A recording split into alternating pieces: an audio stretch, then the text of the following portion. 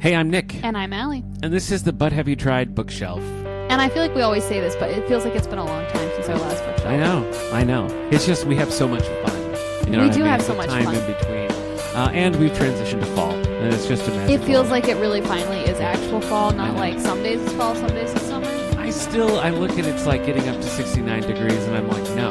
I know. I want a balmy 62 tops. Yeah. You know what I mean? If it breaks 70, I'm like, that's just unacceptable. Yeah. It's too late for that. I agree. The time for that That's was not earlier. Fall. That's not my fall. Have you partaken of any pumpkin flavored things? I had a pumpkin donut or bagel. Oh, I had a pumpkin donut. I did. I was going to say no, but I had a pumpkin donut and I was happy about it. Best. See, I like a good apple cider donut too, and it's a hard. Yeah, those are really. Which way do you go? I mean, why not both? Yeah. How do you We feel don't need about to choose. pumpkin spice? I like pumpkin spice, but Okay. I like pumpkin spice when it has actual pumpkin flavoring, and it's not just like we threw in some cinnamon and nutmeg and told you it was pumpkin spice. Yeah, like in a little vanilla, and it's right. pumpkin. Yeah, it's okay. like, well, I mean, that's the spices that you use with pumpkin, but I don't think that I would ever order it. My wife it was like a dirty pumpkin chai is what it was called over at the Creative Arts Center, and I had a few sips of hers, and I was like, that's good enough. Fair enough. I think that's. Yeah, I think that's fine. I don't get hot drinks that often, to be honest. Yeah. So usually my experience with pumpkin spice is not so much in actual beverages. Okay. But like pumpkin flavored whatevers. Yeah. I hear it. Which I'm here for. Leaves are starting to fall. It's a good time. We're getting ready for our fall fest, which is always fun. To call back to one of our earlier episodes, I'm wearing a freshly hand knit cardigan, not by my hands, but as I watched her knit, I was kind of like, oh yeah, I remember how to do that. Yeah, that's fair. So, you kind of have some concept of what's going on. Yeah, and I feel that when I was coming over, I heard some Rolling Stones coming from your direction. I was, in fact, listening to some Rolling Stones this morning. What were you listening to? Hackney Diamonds. Okay. Standout track from the album? What do you like? My favorite is Angry. Oh, yeah. That is It's a a really one. good It's one. got Every that time good, it starts, like, I'm just like, yeah, exactly. Yeah, it's good. Okay, well, this is a bookshelf episode, so you still have some time before you watch X-Men. Have you actually watched it yet? Not yet. Not yet. Often if it's like fresh. just one thing, I try and keep it fresh. Keep it fresh. But it depends when I have more time. Sometimes you might want to meditate on it, you know? I know. So, I'll probably do it soon. So that like, because I worry sometimes that if I watch or do whatever it is before the bookshelf episode, I'll like accidentally give away something during the bookshelf episode. Yeah. So I'm like, once that's done. That's a scary time. Anytime after that. That's a scary time. It's probably okay. I feel in hindsight safe. I was maybe too lenient in only making you watch the first movie. Because there's so much to appreciate in that whole franchise. It gets weird, time becomes confusing. There's multiple casts at play. I don't know. I hope that you like it and go the distance. That's my hope, that you're going to want to keep We'll see what happens. Going. Has your husband watched these? I think he has. Okay. At least some of them. I would be personally disappointed in him as a fellow comic book fan. If he I know hasn't. that he's watched at least some of them. Okay. Because like, I don't know, maybe a week or so ago, he was like, oh, so I listened to the new episode and I found out that you're supposed to watch this. Yeah. And I was like, it's good that you're saying that because I had almost forgotten what the assignment was. I was like, what am I supposed to do? Speaking of your husband, and you brought up bagels earlier, I've never gotten a Caleb bagel. I know. It'll happen at some point. You said so, and then Caleb, when he did an episode for April Fool's, he also said, hey, I'll make a bagel, but it hasn't happened. We have to put it on the calendar. So I don't want to put any pressure on, but he hasn't made them as often recently because he has been busier, which I understand. Yeah. All right. But all right. It will happen at some point. Speaking of being busier, what have you been busying yourself with doing in the world of media? You said you watched 2 movies. I watched 2 movies. Let me have month. it. What do you got? This is a banner month for me. It really is. I watched Time Bandits. Have you ever seen 80s, Time Bandits? Like classic Time Bandits? Yes. Okay. Like a bunch Mary of... Steenburgen? Is that? No. Okay. This kid gets kind of semi-kidnapped from his bedroom by all these guys who are going through time, stealing like precious artifacts at times because they know that they're there, like right before disasters and stuff like that. And it was truly bizarre. I had a good time. It was truly bizarre. I think like that premise sounds a lot more like fun and like it would make sense than the actual movie. Okay. Because the movie starts out that way and then it's like, there's this like maybe, this like all-powerful being who may or may not be God and whoops, we're going to this like fortress of ultimate darkness to accidentally get our map stolen from us by the devil. And like it ends with like evil in a toaster oven. Spoiler alert. It's very strange. Okay. It's very strange. But it was enjoyable. I'm glad I watched it. Was it Goonies-esque? Was it adventure-y? Or was it was a little adventure-y, mostly at the beginning. I feel like it really did take a deep dive into the surreal, semi-metaphysical. All right. Which I think was a mistake. That's but, fine. You know. Mary Steenburgen is in Time After Time, another timey movie around that time, which I haven't seen either of those, and I love time travel. So. And Mary Steenburgen is great in everything I've seen her in. She's good. Yeah. Back to the Future Part 3. Mm-hmm. Okay. Yeah. All right. So, Time Bandits, thumbs up, thumbs down. What do you think? Thumbs up if you're in the right mood. Which family member made you watch this? My dad. Okay, that makes sense. Well, guessing the age of that movie and the age of people involved, I would have guessed. Fair enough. This is a movie that my dad has, like, a number of times, if we're, like, trying to pick a movie, he'll, like, bring home a bunch and be like, here's some options I brought. Yeah. And he's brought this one home a number of times, and every time my mom has been like, absolutely not. I never want to see this movie again. Okay. And I've been curious about it for a long time because it's come up and been rejected so many times. So my mom and youngest brother were visiting my sister in Long Island a couple weeks ago. And so Dad and Caleb and I watched cat's this away. movie. Yeah. basically, yeah, when Mom's gone is when we always like watch a movie that she's seen before and really doesn't like, or she just has no interest doesn't want to do it. Okay. Yeah. All right. We have to take the opportunity while we can. Okay. Well, I was on kind of a Tim Burton-y kick because I was excited to see the new Beetlejuice, which I did see.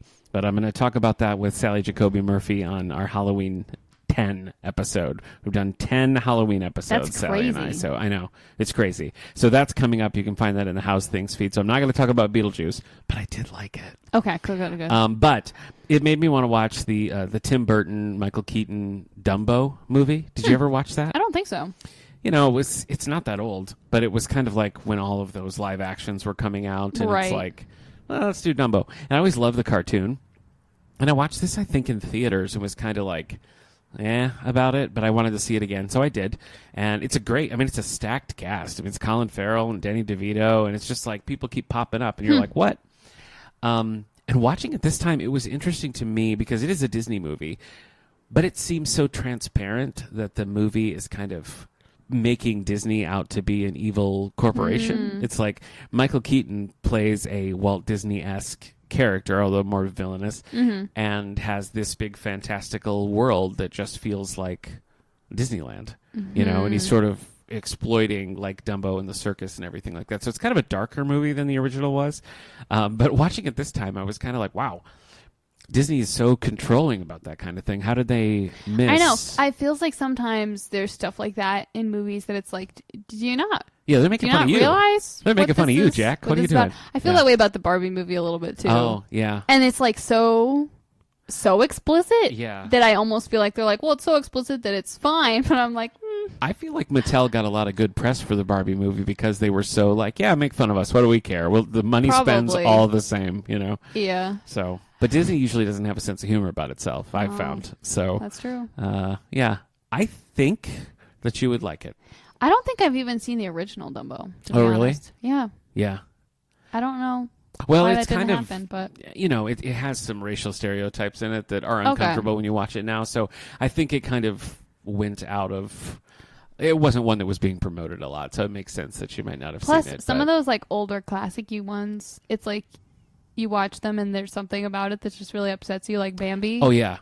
Dumbo Everyone's has like, that. Bambi is so great. It's like, yeah. Dumbo's mom, like, getting thrown into a locked train car and, like, reaching her trunk out and cradling, like, a sobbing infant Dumbo. No, that's thank tragic. you. Yeah, no, that definitely is giving shades of Bambi. Yeah, you know what? Yeah. But I do think you'd like the live action. So I watched that in my little Tim Burton fest. So what if Tim Burton's have you seen? Just Wednesday, I guess? Probably. I'm not sure what else is Tim Burton. Oh, so look I'm at not you. sure if I really know. Folks, Ally has her new laptop, and she can just sit here Google and whatever Google I away. want. So she can see what Although she's it's not done. loading. The internet is a little slow. This is really a tragic Thwarted. moment Yeah, for you've me. fallen off on Letterboxd for a while. You were rating things. I know. And you've fallen Yeah. off. So that was your New Year's resolution. It was one of my resolutions. It was one of them. I don't remember what the other ones were. But I think we both were talking about like trying to be more healthy. I haven't done that either. I have. Good I've for been doing you. okay. I've Good been doing for you. okay. Yeah, I got sick. This is what always happens. I got sick, and so I didn't do it for a while, and now I haven't like got back into it since I've been better. But that's always where I falter. So I gotta hold my own feet That to the makes fire. sense. Okay, let's see. I'm looking at Tim Burton Tim Burton's. things. Yeah. so far. Really can't. I mean, I haven't seen any of them. I'm sure you haven't seen the Michael Keaton Batman. I'm sure you haven't seen Edward Scissorhands. No. Ed Wood. No. But you like Wednesday, so I do like Wednesday. Maybe I've seen Charlie and the Chocolate Factory. I know Johnny I've seen Depp. At least a version, but I don't know if it was... I might have seen more than one version. I don't know if I've seen that one or not. All right.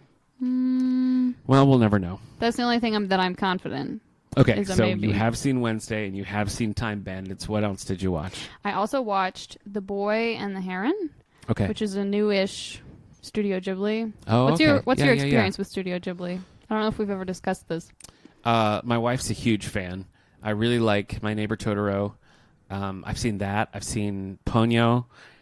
And I honestly don't think that I've seen anything else. Those are two that I actually have not seen. Well, look at that. I know. Oh, you'd like Totoro for sure. I know. I've been intending to for a really long time.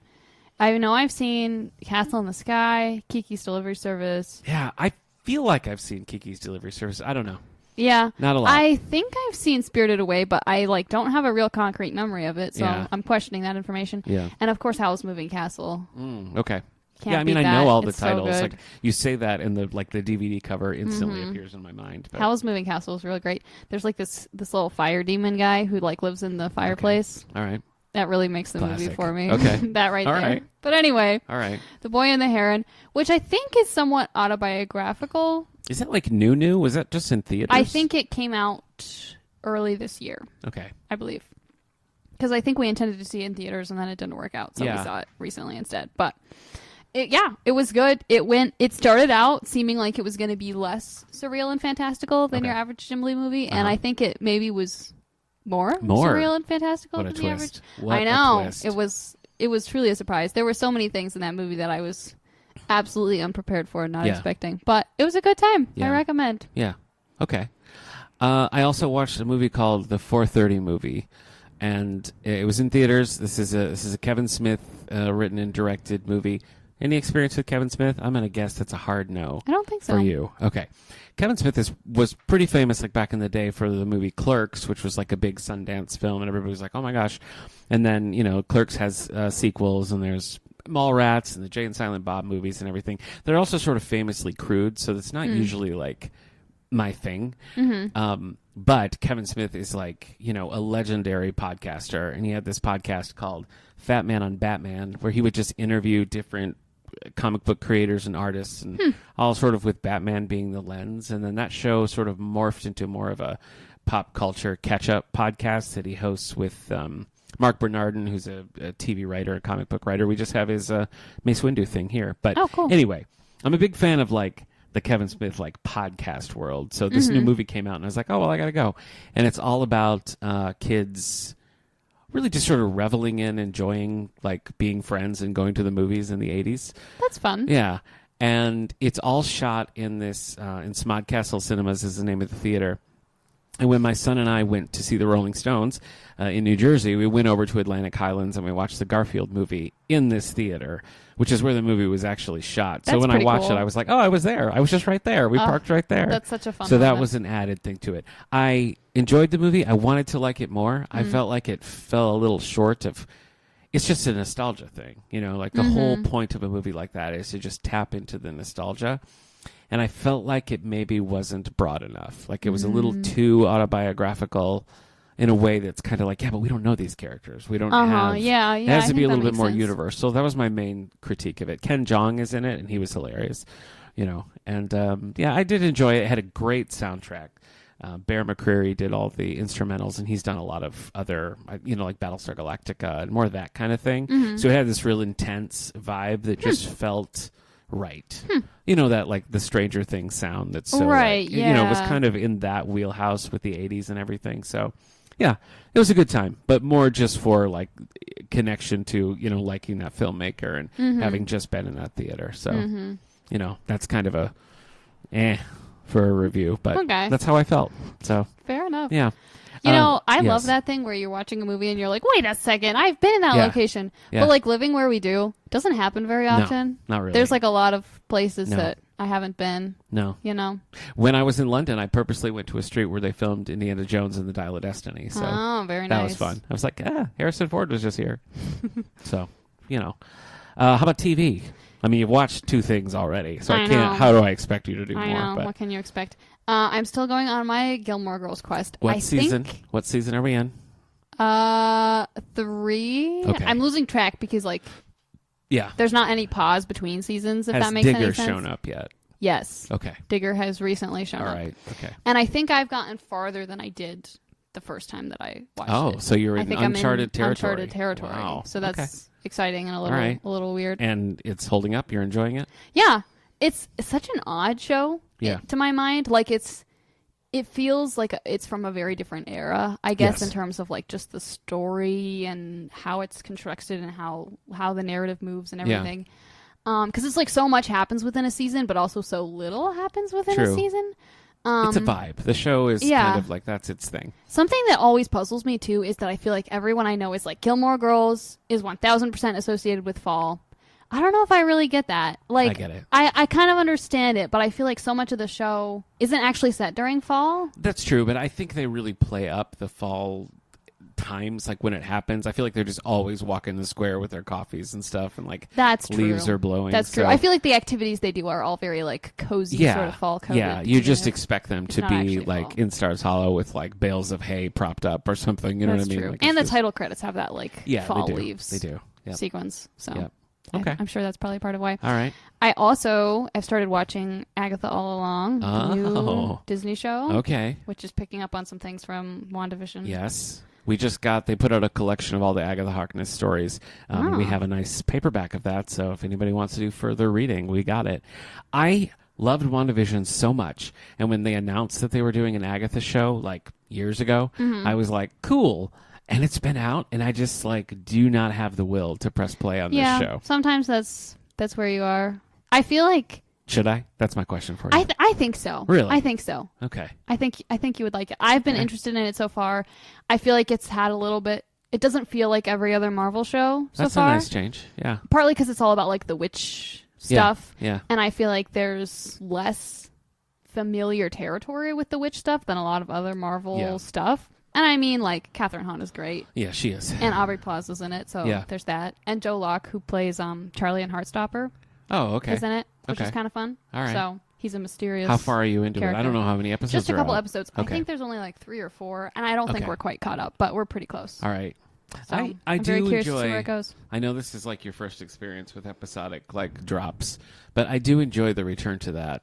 I've been watching the Frasier reboot, revival, whatever you want to call it, and that's a weekly drop thing. And so I'm always kind of oh, there's another one.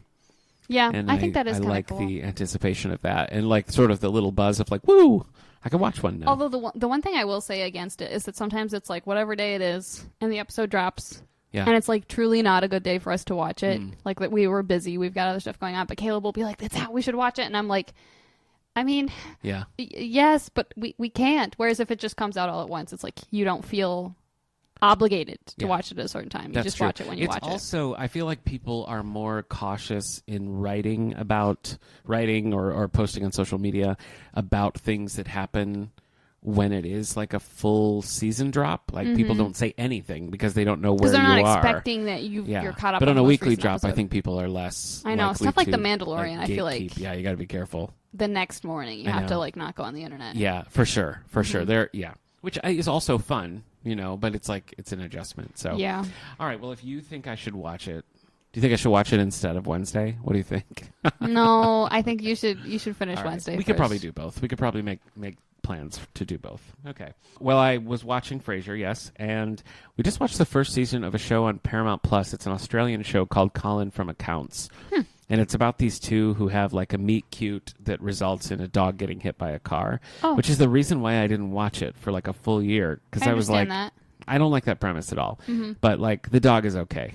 Well, that's good. Alert. I mean, that feels like an important spoiler. I think it is, yeah. It's knowing that the dog doesn't die in a movie is real crucial for me. Right. But, these two who are kind of in different places in life and just probably wouldn't be hanging out otherwise, they kind of share custody of this dog. And so they keep getting thrown together, and it's just a fun, it's rom-commy, truly. But it has some depth to it, and I really liked it. The second season just dropped, so I haven't started it yet, but we were fans of the first season.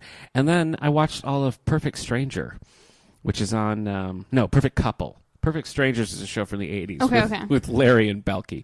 I have watched that, but this time I watched Perfect Couple. Have you seen anything about this? I don't think so. The dance, they do like a dance to a Meghan Trainor song in the beginning, which has gone like pretty crazy viral. So I'd be surprised if you haven't seen like a reel or something. Oh, with I that feel in like it. I've seen. I just it's Googled it's it. Liev Schreiber and familiar. Nicole Kidman, and it's just like rich boozy people on Nantucket, and there's a murder, and I mean, anytime there's a murder, I'm It there. is. I would kind of classify it in that sort of trash TV, but in a fun way, I guess. Like you watch it and you're like, I don't know that this would necessarily hold water, but like, here we go, away we go, So it's a nice, limited, like one and done kind of thing. So I would say, yeah, watch it. It's fun. Good to know. It's fun, and I feel satisfied with the level of mystery that it is, and the amount of like maybe it's this person, feels pretty good. It doesn't. Sometimes that feels secondary, and it's just like, oh, look at these people, but the mystery really is pretty prevalent in it, and there's lots of different things, loose threads and things that I'm like, maybe would have tweaked that on the page, but yeah, I think it's good. I think it's worth it. What about the old printed word, right? Our bread and butter. I have finished a few things, some of which we've already talked about as I was reading them. Okay. I finished the book for my book club, A Magic Steeped in Poison by Judy Lynn. Oh, right. I like that title. And it's a good title. And the cover, absolutely beautiful. Nice. It's like got like colorful fish and like lotus flowers and everything. And it ended on a massive cliffhanger. So I'm not certain yet. Everyone still has to vote, but I'm thinking it's extremely likely that we're going to read the sequel for the book club instead of picking an entirely new book, which is what we've mostly done so far. It was pretty all right. I feel like I had a little bit of a hard time getting into it because I was like, sometimes when you know that you're like need to read something, it just makes you a little bit not want to. Yeah. No, I get it. And I feel like I enjoyed it when I read it, but I didn't always want to read it. Yeah. I'm feeling that crunch right now because I've got not one, not two, but 3 book clubs. Oh my gosh. Hanging over my head at the moment. Control. So yeah, I gotta keep it all together. Slave to the book clubs. I am, but I did finish some things. I finally finished Shadow and Bone by Leigh Bardugo. Do you know or care about these? It's a YA. I am aware of them. Netflix I haven't show. read them. The impression I have is that they're like pretty standard YA fantasy. My wife watched the show, which ends abruptly, and it's like canceled, so it's not like a satisfying.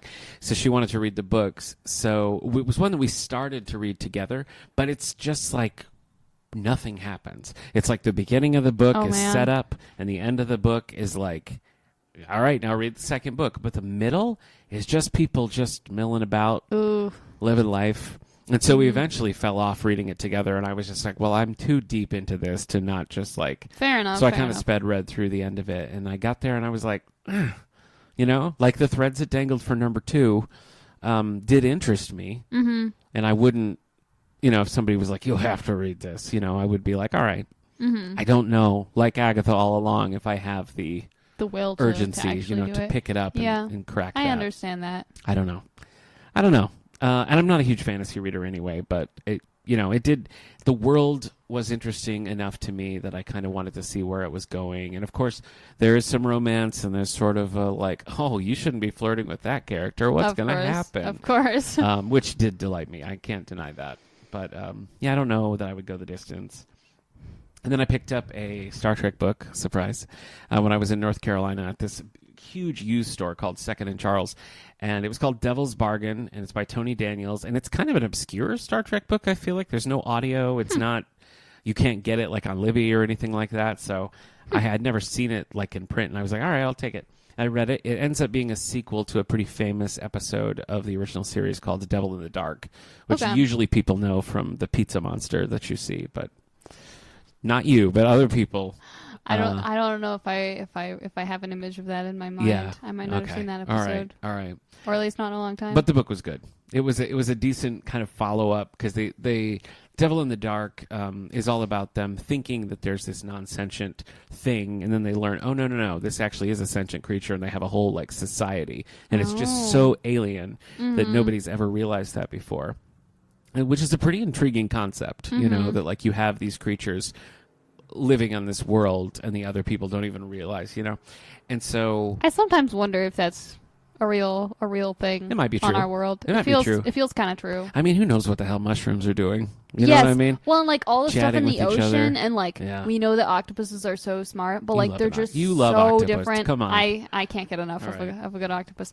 Like they're just so different that I'm like, how do we know that they're not operating on our level? Yeah. But we just don't have the ability to understand what they're doing, how they're communicating with each other. Yeah, well, Devil in the Dark. Yeah. Just watch that Star Trek episode and you'll understand, you know, what that's like. So it was a good thread to pick up, and I felt like the book was a pretty above average for a Trek book. So I was pleasantly pleased with that. What else you got? What are you currently reading? What am I currently reading? So I just finished Stateless by Elizabeth Wein, which is all about flying planes in the late 30s. Okay. Like a plane race, but there's like murder and sabotage. I'm fascinated by Amelia Earhart. That's fair. I mean, I know the plane probably just crashed in the ocean, but still. Every once in a while, I just fall down a rabbit hole, and I'm like, oh, they found weird ladies' shoes on this island? You know what I mean? Yeah. I can't resist it. Yeah, I understand. Anything where there's some uncertainty like that, it just raises a lot of questions. Yeah. But Stateless was absolutely fantastic. I've been meaning to read Codename Verity, which is... Oh, yeah. I don't know if it's her first book, but it's like... It's a very well-known book. Okay. For like about the last 10 years. I've been meaning to read this, and I haven't. But then I needed a new audiobook, and Stateless was available, and I was like, what the heck? And it was so good. It was a perfect combination of like mystery and like cool plane flying stuff and like friendship stuff. It was a great time. That sounds good. Yeah. That sounds good. Had a blast. I also finished A Fellowship of Bakers and Magic, but it has recipes in the back, so I cannot return it to the library until I have made one of the recipes. Okay. All right. Yeah. I'm still reading my Gerald Ford book. So I mentioned this a long time ago. It's huge. I've just gotten to the point where Nixon's out and Ford pardoned him, and everybody was like, why did you do that? And even now, I'm like, why did you do that? You know, because there would have been some great precedent there, but he did. And now he's just sort of being president, and it's interesting. He's a fascinating character. Gerald Ford is also from Michigan, and so like I knew of him growing up because like I remember taking school field trips to the Gerald Ford Presidential Museum and stuff like that. So that's kind of cool. You know, I already had some familiarity. So I love reading about presidents, and I settled on this book because I was like going in reverse order of a president that I hadn't read a book on yet, and I landed on Gerald Ford. So well, there you go. Yeah. How many presidents have you read a book on so far, do you think? Loosely. You can estimate if you need to. Here are some of the highlights. Are you ready? I read Lyndon Johnson and the American Dream by Doris Kearns Goodwin. Very good. I read both Michelle Obama and Barack Obama's books, Becoming and Promised Land. I read Saving Freedom, which is about Truman. I read The Fall of Richard Nixon.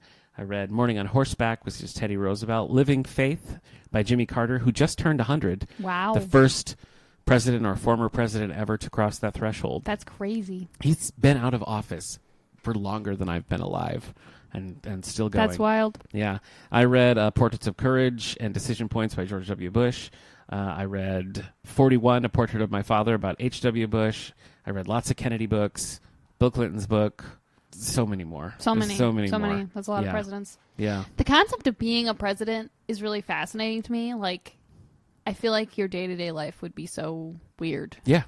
Well, I can tell you about it because I've read... Yeah, you know more about that than I do. You know, there's like 40 of these books on my Goodreads shelf. So, yeah, so it's Jerry Ford it is at the moment. You got anything else in your reading orbit? I'm currently reading... Did we talk about the Betsy Tacy thing? Yes. We did. I'm currently reading Heaven to Betsy. Yeah. And I'm enjoying it so much. Yeah. It's probably my favorite book that I'm reading right now. I'm neglecting all the other books that I'm reading because of it. This was a series that you liked as like a child, and you've rediscovered. I found out that there's like 5 or 6 more that are set later when she's like older, right? That I didn't know existed at all. Yeah, and so I'm You've aged filled together. with delight. Yeah, exciting. honestly. I'm also reading a book called The Ping Pong Queen of Chinatown by Andrew Yang. This was another I need an audiobook, and look, this one's available. Okay. And it's about this kid who is feeling some pressure from his parents to perform well and get into a good college. Specifically? No, ping pong is part of it, but there's like a number of things that he's like tried and kind of quit, and his parents are like, "You're a quitter," and he's like, "I don't think I'm a quitter. I just didn't like these things that much, you know." And there's this girl that he knows, and he maybe kind of likes her, although it's unclear exactly yet. But he convinces her to star in a movie because he's like really into movies, and he's like, maybe this will be the thing that I can prove to my parents. And there's just some good friendship stuff and interesting family stuff, and it's been very just like heartwarming and enjoyable so far. Okay. So nice. What about comics? You got anything going? Not right now. Webtoons as always. Okay. Lady Liar. Lady Liar. And A Spell for a Smith are my current go-tos. Your current. All right. I go in waves. Sometimes I'll go for like a couple of weeks of not looking at it, and then I'll look at it and be like, ooh, I have like 20 to read. I know. That's an exciting moment. So, yeah, it's a good moment. I just finished Trial of the Amazons, which was a huge Wonder Woman crossover, which is pretty good. They're always convoluted, and this was also convoluted, but I like the character of Nubia, and she's like taken over as Queen of the Amazons now, so it sort of opened up some new stories in there. So, yeah, I like that. What about just out in the great wide world? And then, what have you been doing? The general Rescuing world? Sea creatures or anything? Or? Well, did I tell you that we named our new crayfish? It took a while for us to settle on a name. You finally settled. We finally settled. What is Teddy. It? Teddy and Michael is who you have? Yeah. Okay. And Teddy is, like, he's so small and cute that it's like we had to name him Teddy, if that makes sense. Sure. He's probably going to get teased in school. Probably. But luckily, we're keeping him away from other crayfish so they don't fight each other. Okay. So that'll help. That'll help. Yeah. Michael is so much bigger than him. We think that he might be almost as long as one of her, like, claws. Wow. Yeah. It's pretty surreal. Okay. And she's been hiding in her cave for like 6 weeks because she was laying eggs. Oh. But on Monday night, she came out and walked all around her tank for almost an hour. So we think she's finally done with her convalescence. Me, are we fully submersed in water? Is this like an aquarium situation? Yes. It's a relatively low level of water so that because they like need a lot of oxygen flow. Gotcha. And so they have like bubblers and filters and everything, and it's not too deep. And they have stuff they can climb on, so sometimes they'll climb up and like try and stick their little face out of the water. I see. But probably not Teddy. He's a little. No, he can't. He can't get high enough to get out of the water. He climbs pretty far, but not far enough. Yeah. So yeah, that's my current sea creature. All right. Situation. What's been going on in your general life? Well, we just had Banned Books Week, and every year my wife and I go to the Fred and Harriet Taylor Memorial Library over in Hammondsport. They do this fundraiser called The World's Longest Table, and it's just like, a fun library night. And every year there's some book theme to do. Last year it was Page to Screen, so we went as Wizard of Oz characters who are only in the books. Okay. Confused people, as you might recall. Mm-hmm. They were Makes like, sense. Wizard of Oz, who the heck are you? I was Captain Bill. This year it was Banned Books themed, and so we were like, that's tricky.